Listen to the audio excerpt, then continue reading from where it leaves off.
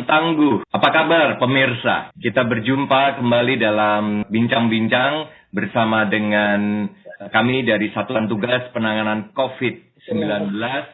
Pendengar RRI, kondisi pandemi COVID-19 yang masih menghantui dunia, termasuk Indonesia, membuat gelaran Pekan Olahraga Nasional PON 20 di Papua harus mewajibkan protokol kesehatan ketat. Indonesia harus mampu menjadikan kesuksesan penyelenggaraan Olimpiade Tokyo 2020 dalam ketaatan protokol kesehatan menjadi motivasi untuk meraih keberhasilan PON Papua di tengah pandemi COVID-19.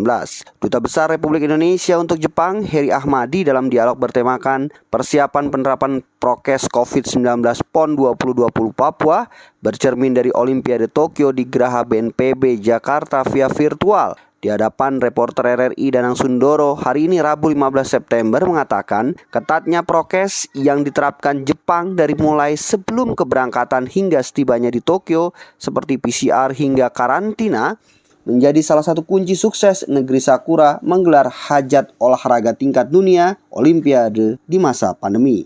Karena Indonesia masuk golongan merah, artinya tingkat emergensinya tinggi, maka kita tidak boleh campur dengan atlet-atlet lain di tempat makan dan lain-lainnya itu untuk 4 hari yang pertama. Kemudian prosesnya yang kita ingin jelaskan tadi adalah semuanya dalam bentuk bubble. Ini yang menariknya adalah selama Olimpiade dan Paralimpik ini itu tes COVID. Tesnya dilakukan setiap hari, kadang-kadang atletnya merasa stres karena setiap hari harus dites, kemudian dilaksanakan tanpa penonton dengan protokol kesehatan yang sangat ketat tadi. Hal serupa juga disampaikan Ketua Umum KONI Pusat Marsiano Norman yang melihat panitia besar PON sendiri hingga kini terus memastikan persyaratan bagi seluruh kontingen daerah untuk melakukan vaksin, swab antigen hingga PCR. Nah, memang PON ini berbeda dengan PON-PON lainnya.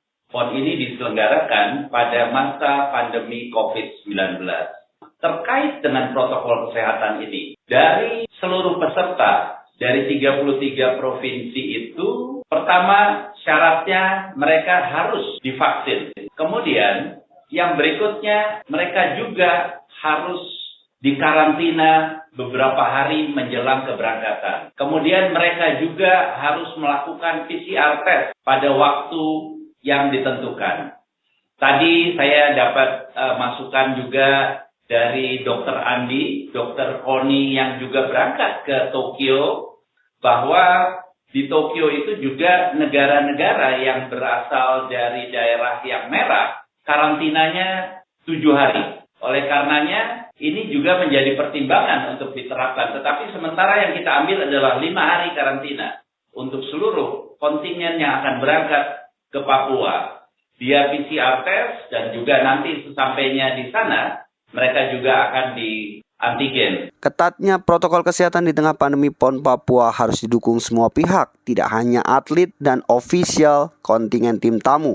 Meskipun angka penularan COVID saat ini melandai, penggunaan masker double, wajib vaksin, hingga mematuhi 5M harus terus dikawal selama pelaksanaan PON Papua yang secara resmi dimulai 2 Oktober hingga 15 Oktober 2021. Demikian Danang Sundoro melaporkan.